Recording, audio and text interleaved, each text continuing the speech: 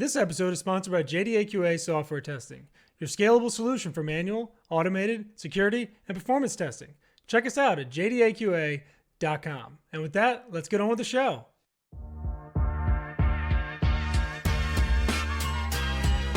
This is The First Customer, hosted by Jay Agnew.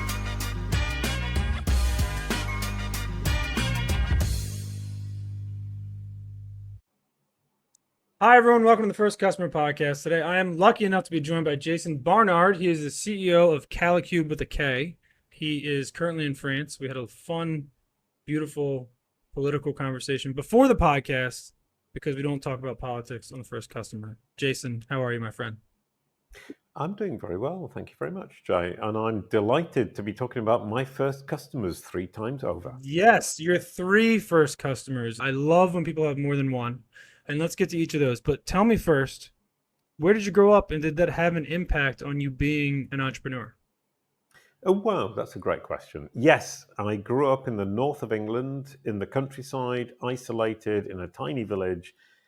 I didn't have any friends, and I was left very much to figure out my own little life as a child. And that has made me a dynamic, decisive, enthusiastic entrepreneur. I make things happen. Beautiful. I make things happen. I love that. So tell me about the first of the 3 companies and what was it and how did you get your first customer? My first company was because I joined a music group playing punk folk double bass. We wanted to get a record deal. We couldn't get a record deal. Nobody wanted us. So I created a record company to release the record, record the record, release it. And the first customer was the record company I convinced to take on board our album when we had already done all the hard work. And it was all about relationship building. Nothing else mattered. The person who signed us was pretty much a friend. So it's make a friend, make a deal. First customer. It's just that easy. It's just that easy. Yeah, I'd like to think I'm charming. You are charming. You've been charming since I've met you. And I've known you for 21 minutes and I'm already charmed. I'm going to fly over to France and hang out and we'll have a baguette and some beer. I don't know if both of those things are in France, but yes, I will. All right. So what was the second company and your first company or first customer there? The second company was more difficult because nobody believed. We had cartoon characters for children. I was convinced that they were going to be successful. And I had to build the success in order to get people to talk to me. And the person who signed with us, the first customer, Orange in France, which is the equivalent of, I'm trying to think of an American telecoms company. Help me. How about Viacom? Yep, Viacom. The equivalent of Viacom signed with us, not because they liked me, but because they saw there was a huge business opportunity because I had something they wanted and I had the audience they wanted to reach. They were askers. I was offering them something they needed, and it worked that way. So the first was a friend. The second was somebody who needed me. How did you convince them or show them or pitch to them? Like, what was the process to show them that you had something that they wanted? Like, how did you get in front of them to begin with? I demonstrated that we had 5 million children under 10 years old visiting our website every month. Wow. And they said, that's very niche. That's a huge number. We want that. Simple as that. And what was the business? What was the business there? Children's entertainment, initially online, and then as a TV series with ITV International and TG in France. So what it came down to was once we could prove the attractiveness of our product, which was entertainment for children, everybody wanted a piece of the pie. And were you writing these shows? Did you hire people to write these shows and this content? Like where did the content come from? Oh, that's either a great or a terrible question, depending on how you look at it. I wrote the shows. I was the characters of the shows, I wrote the songs, I did the production, I Wow. built the website, I did everything. So it was pure determination to make it work. Once I made it work, everybody wanted a piece of the pie. I ended up in a situation where I was in great demand. Whereas the first one was all about friendship. All right. So we got friendship, demand generation, and that probably brings us to Kalicube, which, first of all, tell everybody what Kalicube is and how you got it started. Kalicube will help you become the reference in your industry as a thought leader. So you move from being one of many to the one.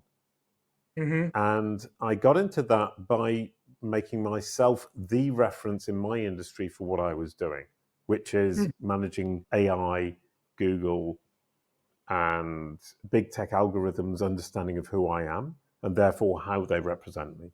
So what we can do is ensure that machines, AI, big tech, Google, Bing, ChatGPT represent you the way you want to be represented.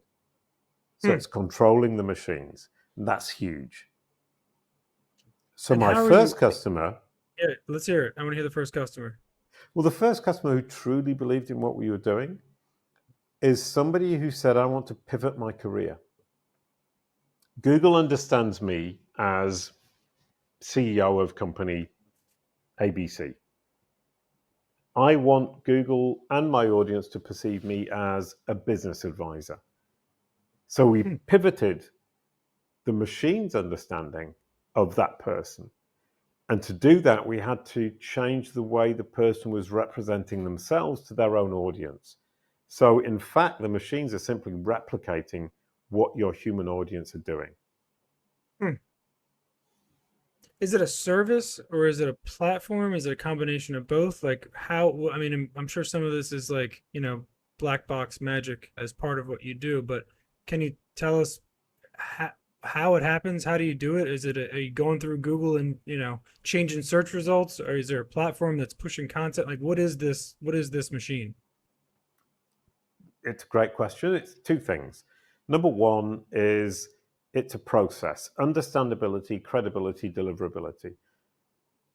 If you can build understanding with your audience and with the machines, you can demonstrate your credibility to the audience and the machines, and you can provide the solution that suits the audience that the machines can believe in and deliver. You've won the game. Understandability, credibility, and deliverability.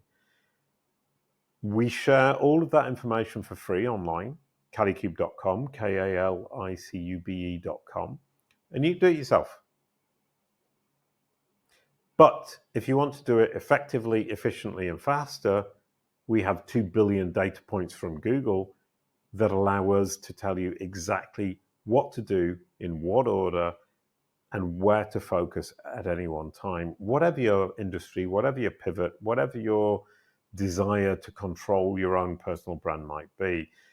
So the services we offer are actually simply saving your headspace, making it more efficient, making it more effective, and making it faster. But you can do it for free. What's the common thread here? These are such separate businesses from a glance, right? Oh, You right. have a record label, you have a, another platform, you have, or, you have a children's platform, and then you have this persona modification system, which I'll call it just for brevity's sake. What's the commonality here? How did you get to where you are now? The persona modification system. You I like that? love it. All right. Nobody has ever said that to me, but you've actually answered your own question. Okay. If you look at my life, I was a musician. I was a CEO of a music company. Then I was a blue dog, a songwriter, a script writer, CEO of a children's entertainment company. Then I managed to switch the world's perception of me from musician to children's entertainer to digital marketer to entrepreneur and somebody who can help you control your personal brand. And I have controlled my own personal brand online throughout the entire process. So in fact, my current job is simply an extension of how I've managed my own personal brand over the last 30 years. Well, that's a nice, neat little package. I like how that's wrapped together. Who's your customer today versus what it was when you started with Kalicube? When I Or is it the started same? with Or is it the same Kalicube, person? no, well, in fact, it's not at all. When I started with Kalicube, I was hugely ambitious. I thought I can manage a corporation brand online, no problem. We can. It absolutely is something we can do.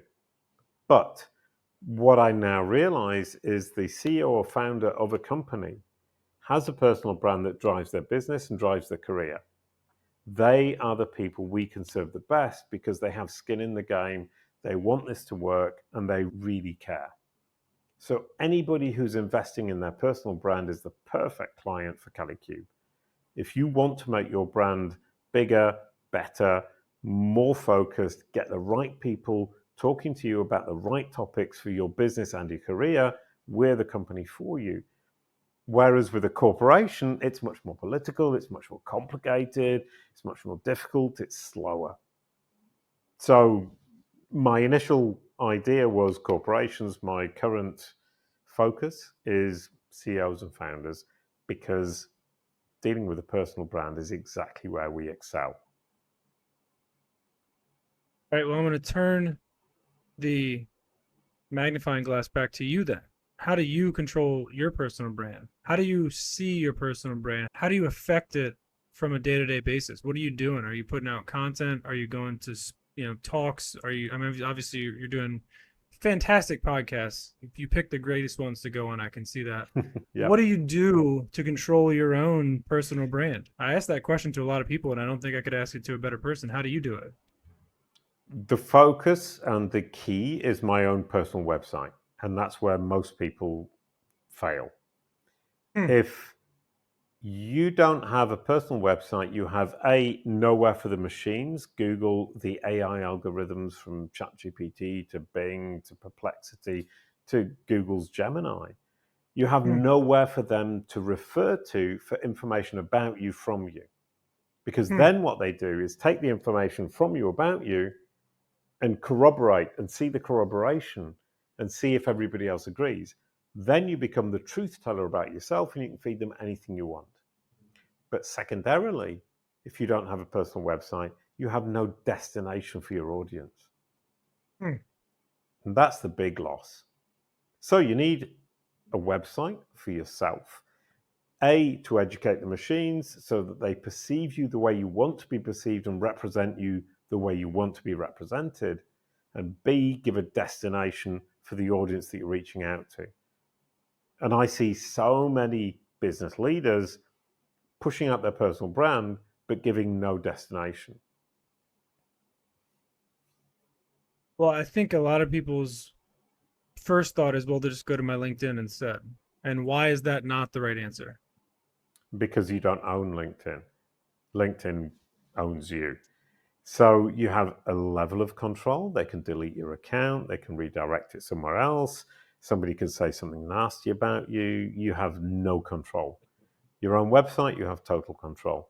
And I think we all agree as a business leader with our personal brand, we want control. Your personal website gives you control. If you don't have that, I wouldn't even start. Well, you're making me realize I should probably dust off jagner.com that I think I did own at some point. So maybe after this conversation, I'll go spin that back up. Well, we actually just had a huge name in the SEO industry, people who do search engine optimization, who are interested in Google, who turned around to me and said, "Can you help me? Because I'm struggling." And the answer to him was, you need to restart your own website that you closed down 10 years ago. Right. And he found that very surprising. But the point is, that's your only hope of control. That's your only hope of self-determination in the world of AI that's about to take over. So if you want these machines to understand you the way you want to be understood and represent you the way you want to be represented to the subset of their users who are your audience, start with your own website. If you don't do that, you've lost the game right off the bat. I'm going to ask you a potentially dumb question. Okay, let's say I go spin up my website. I listen to Jason and I say, okay, I don't have my own personal branded website. I go out and hire somebody, or I spend my own time and I spin it up and it's all about me and I do all this stuff. How long does it take to feed in the machine?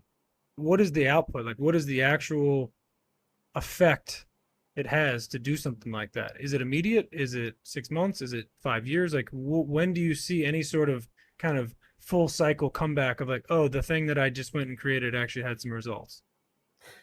Right. Well, number one, your KPI is the Google search result for your name and the answer ChatGPT gives you for who is Jason Barnard, who is Jay Anya. Those are your KPI. The timeline is minimum 3 months, maximum with us 12 months. But because humans are multifaceted and these machines are very simplistic, if you get it wrong and you misinform the machines, that 1 year can turn into 5 years. So my advice is to be very intentional, very decisive, very clear, and communicate to the machines through your own personal website, your entity home, which is what we call it. Today, you can expect some results in 3 months. You can expect dominant results in 12 months where you become the dominant person within your industry and the dominant person with your own name. But if you get it wrong, you're going to be pushing things back 2-3 years because machines have super good memories. When you mess it up, they remember. And when you say dominant in your industry, let's just use, I don't know, say me, for example. I'm a QA automation expert to some degree. That's all I do is QA and QA agency work. Right. What would that look like for me to dominate that industry? Like, I mean, there's obviously the Accentures of the world and the, Googles of the world that have all sorts of giant awareness around who their quality control experts are. How do I compete with that? And what does like dominating it mean when you kind of put it in the context that you did? Dominating is being the person that people think about when they think about your topic. And I'll give you a good example. Right before this interview, I had a meeting, a sales call, with somebody who said, I was talking to my digital marketing advisor who said, the person you need to talk to is Jason. And he said to me, this is going to be the easiest sales call you have ever had. So that's being dominant. It's that everybody immediately thinks that's the person. Jason Barnard is the person for personal branding online, for knowledge panels on Google, for dominating the AI algorithms. And the KPI is always going to be, what does Google and ChatGPT say about you? And that dominance is, if they think you're more important than other people with your own name, you're dominating your own name. If you associate your name with the topic, Jason Barnard, digital marketing, Jason Barnard, entrepreneur, and I come out top, I'm dominating my niche with my name.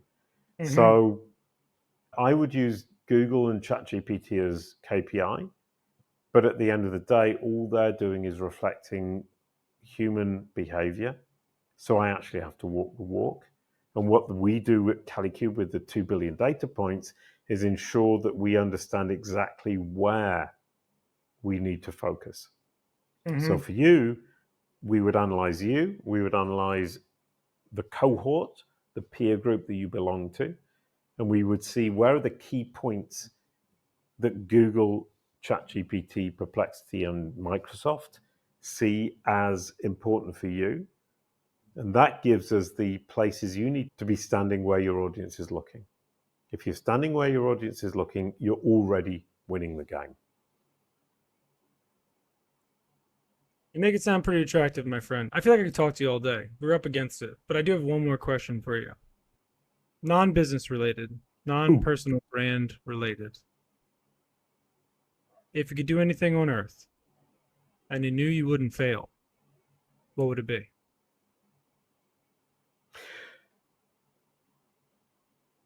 I would figure out a way to play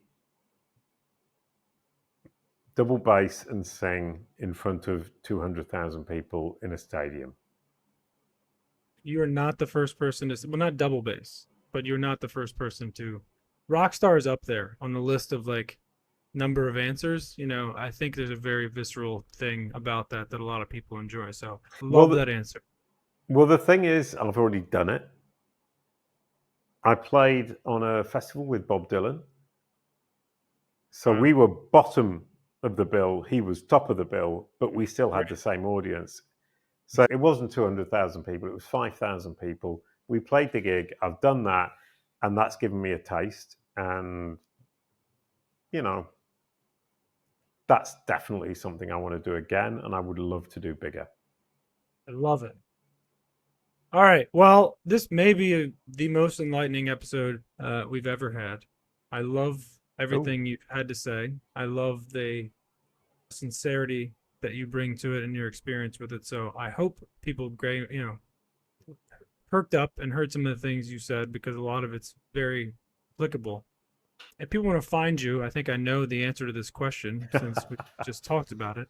But people want to find you, Jason. How do they do that? They search on Google Jason Barnard, JASON BARNARD, or ask ChatGPT, who is Jason Barnard? How can I get in contact with him? And they will give you the answer that I wanted. I'm the one in control. What a beautiful way to end this episode. They will tell you the answer that you wanted. I love it very much. Jason, you are a fantastic guy. I hope I get to go to France and meet you in person. This was a very fun episode.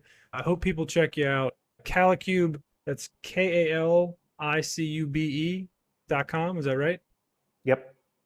All right. Well, I hope people check you out. Jason, you are fantastic. Thank you so much for your time today. I want to have you back on. I feel like we could talk for hours.